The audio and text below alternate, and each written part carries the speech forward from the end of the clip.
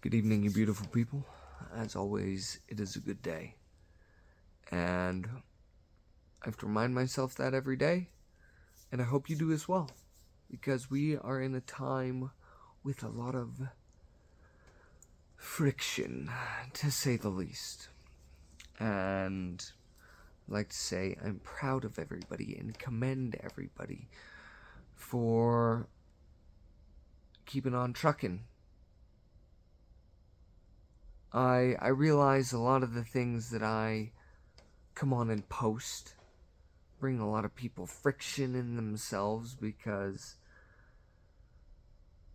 a lot of people, I'm sure, if they indulge the conversation, they'd say, I don't care if it's real because I still have to go to work. I still have to do all this stuff. Why does that matter? Why does that matter? Well, it's because I know in that heart and that mind of the person that just wants to say, why does it matter? Is because that comes along with the question of us asking ourselves, what can I do about it? Like, I'm just one person. What can I do about that? Not much. Especially against the giant thing I talk about. But what can I do about it? I'm only one person. Said millions of people. And that, did you guys realize if everybody stopped paying taxes, they wouldn't have enough money to collect the taxes? That our system relies on us and not them. And that we know how to do this. We've always instinctually known how to survive without having something tell you what is. I want to play with a fun little paradigm, story time, a movie, let's say, because we're watching one. But think about this. Let's say supervillain that has maybe a board of other supervillains. People that are just up to no good. And that they've come from families of families of families, generations of this bedrock of society. And that they're the giant megacorp. And they're up to no good by experimenting on people and doing this and doing that and blowing up this over here to make sure a lot of money comes over here. And selling inventions of mass destruction. These supervillains are like, we're gonna make hurricanes. And in this weird, crazy, mythological world that I'm talking about, there's proof of aliens, and there's AI, and there's now walking around robots. And that the Aurora Borealis is in every week occurrence. And that there are these machines that emit frequencies that mess with the people's heads. That's such a far-fetched movie, isn't it? It's almost as if we've seen that movie regurgitated over and over again. And that it's exactly what we're looking at. It's so easy for people to see the narcissist and the predator and the abuser in front of them. But it's incomprehensible to think one of them might be a billionaire, trillionaire that no one's ever heard about.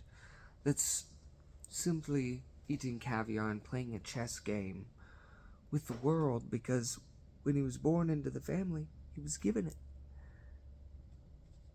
With this, there's a side quest in it, because if you still don't believe me about this family that exists. You can look them up on Wikipedia. And look up the history of the Federal Reserve. Just look up the Federal Reserve. I won't say the names anymore because I said the names. If you didn't pay attention then, maybe go back and watch. I've tried to talk about these things. Not always the most skillful and wise, but now we're having fun, right?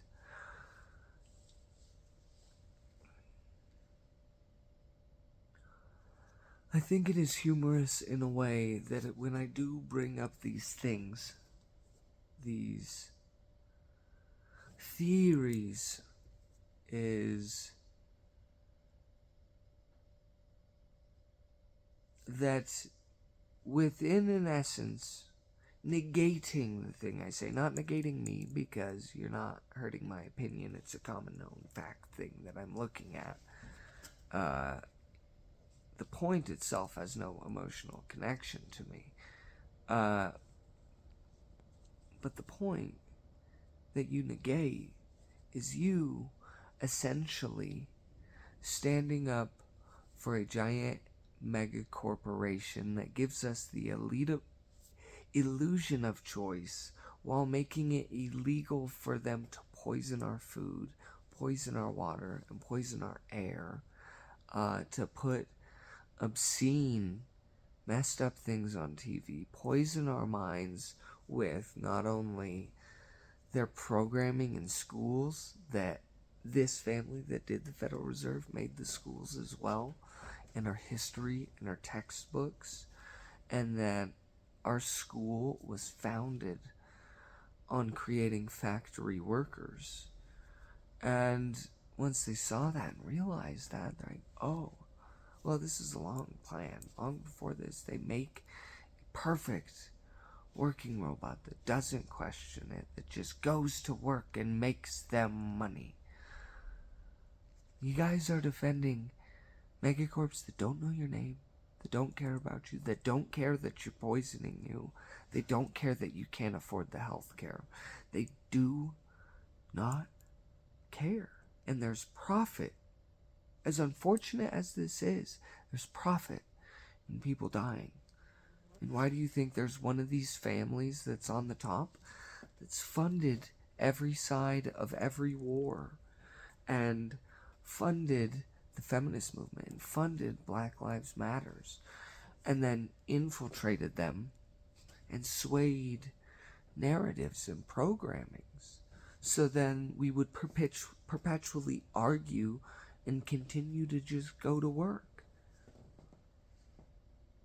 The system that we're in is perfectly designed to get you to do what you're doing right now, and that's to continue going to work even when the world around us is falling apart, and that we're like, what does any of this matter? Like, why do I have to pay 40% taxes when this country was founded on people being pissed over 2% tax of tea?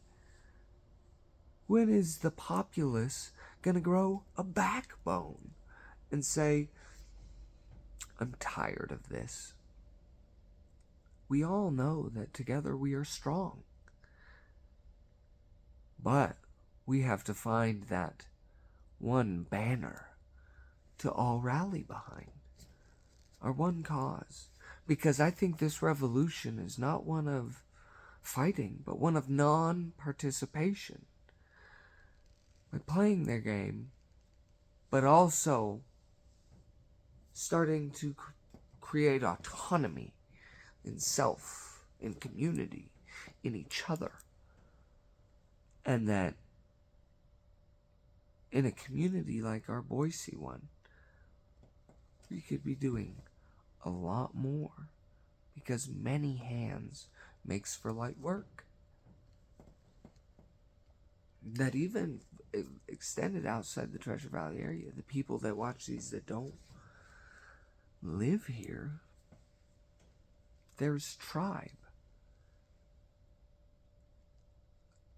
I had someone bring up a really beautiful comment on a point that it was Morgan Dotson. It was very emotionally intelligent and aware and smart comment, beautifully worded, and it alluded to, in the simplest way, can everybody get along?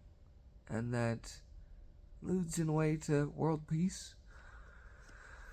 As much as I love that sentiment, I don't think it's possible.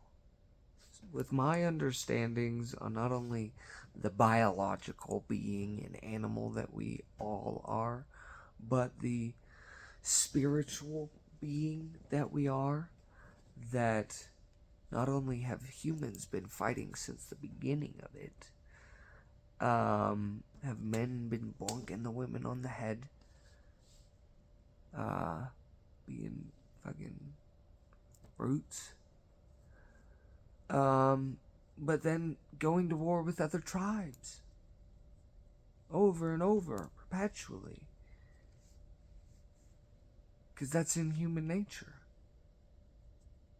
And then, on the spiritual side of it, with us that know and understand the Great Awakening and the group conscious and Christ-like consciousness, yes, we know that love and light is the answer, but we must not reject our shadow in knowing there is tribe, because not everyone is meant to be on the same tribe.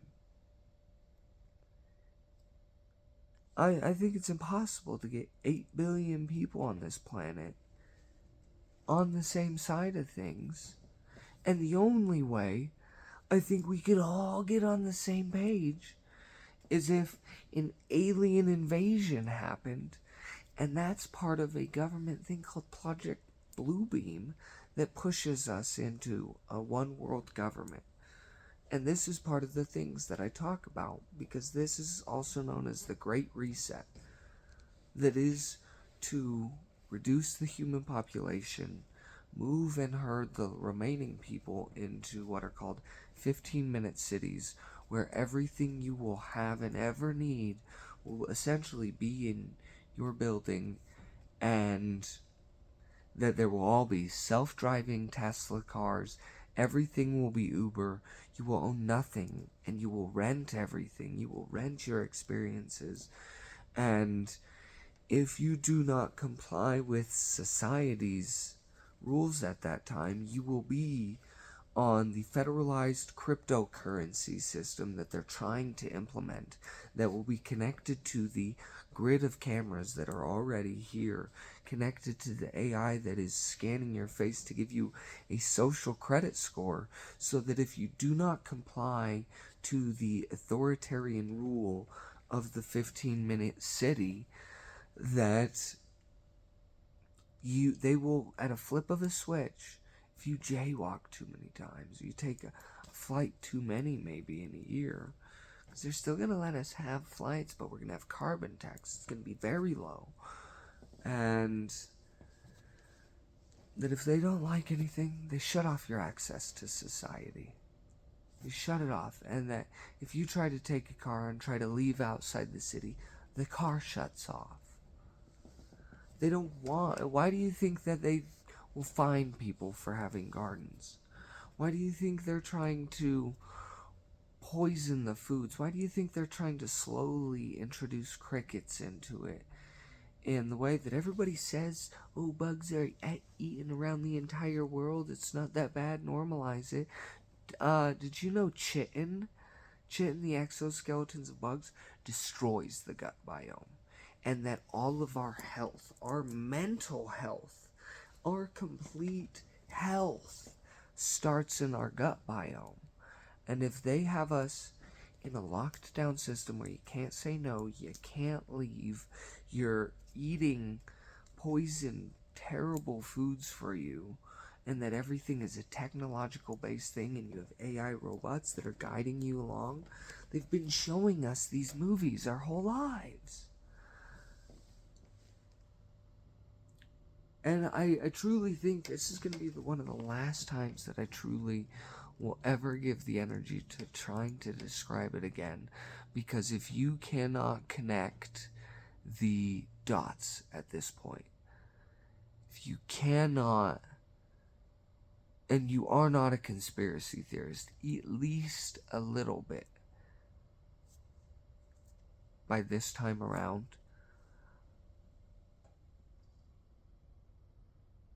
I'm gonna sarcastically apologize but sorry, I think you have no pattern recognition skills, no critical thinking, and that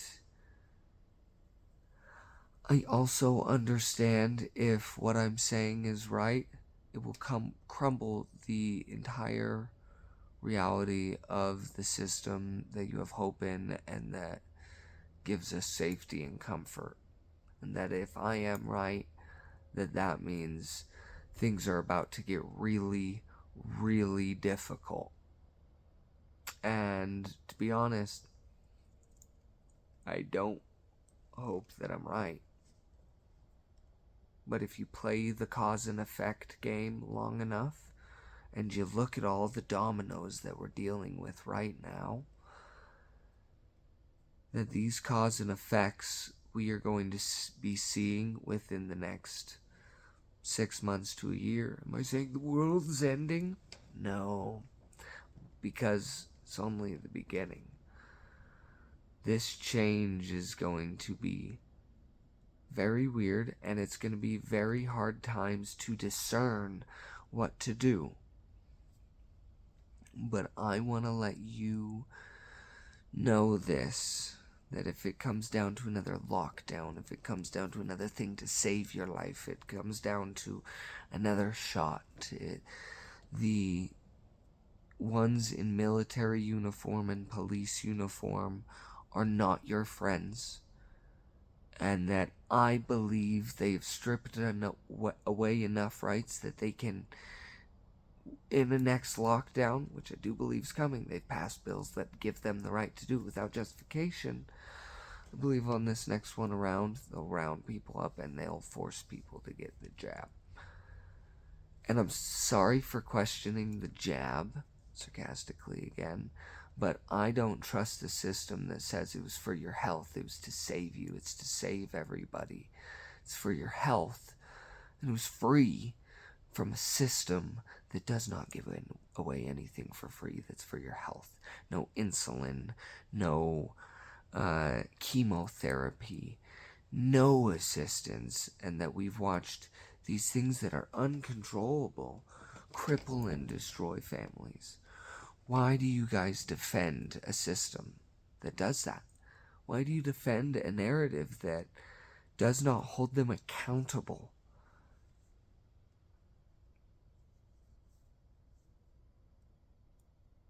It's a huge part of the intentions of why I talk about everything that I do, from men to women to they, is I want everyone to be accountable for their sins. Not those of their fathers, not those of their mothers, not ones of days of old, but I want everyone to be accountable for their sins in their personal lives and the choices that they have made that have gotten them to where they are now. And that if people want to play the victim, go right ahead, but you cannot expect anyone to coddle you and hold your hands when you want to refuse to look at the world around you, refuse to take accountability for your actions. And I'm talking on our small micro community level, but also on our macro political global climate of things. Aliens, alright?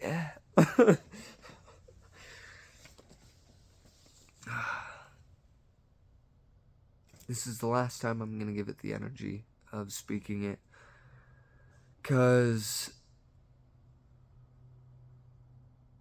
not only, fucking flies in the shop, not only have I truly put myself in the limelight on a platform that is used for harvesting data and monitoring, that I've been putting my neck out there for this.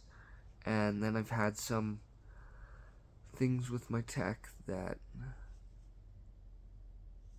have perplexed me. And I'm gonna go dark with it. At least with my narrative. I am working on an endeavor that is short form content for you guys. That is just a bunch of fun questions. It will be none of my narrative. It will be a lot of fun side quests.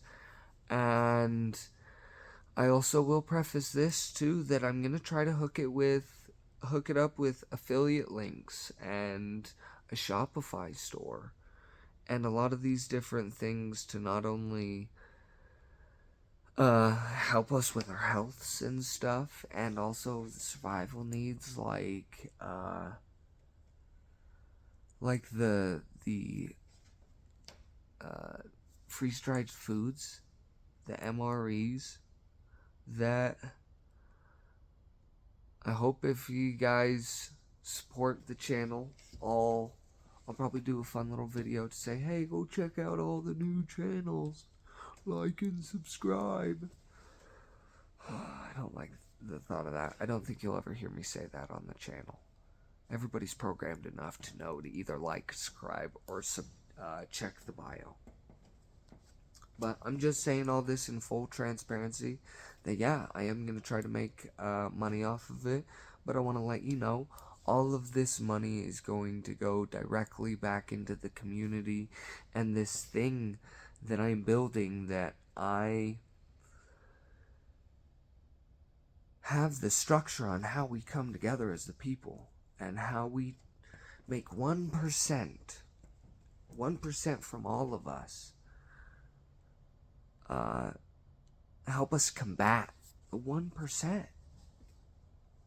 And that if we can do this in the right way, and we can have a foundation of communication, accountability, transparency, patience, and understanding, and reciprocity, and pride, and gusto, and a sense of immediacy, a sense of self-sacrifice, of knowing too that we're working towards something bigger. I'm working on this structure, and I see it, and I know we need it, and it ultimately gets us closer to that thing that I know we all want, and that looks like the lot of land, the chickens, the cows, the community, the love, the returning to being a human, what it really means to not only be part of a tribe, but to be human and to be in balance with nature, to return to ourselves, truly. And that in these weird times, I want you to have hope. Because in this weird movie, with the supervillains and everything, is that there's people fighting the good fight. And keep hope. Keep up. If you want to be part of the tribe, truly, please do hit me up. All the love. Godspeed. When you hit me up in the DMs, use voice messages. It's easier, and that's how I'm going to respond. Let's bring the voice back to the conversation, because I'm tired of texting. All the love. Godspeed. You'll be good.